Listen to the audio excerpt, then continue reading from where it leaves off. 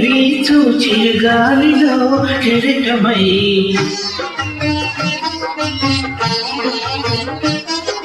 గలగలని వీచు చిరుగాలిలో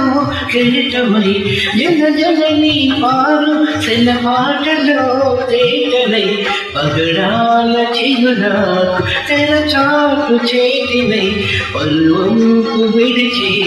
చిన్నారి సిగ్గునై ఏ అడవి దాగిపోనా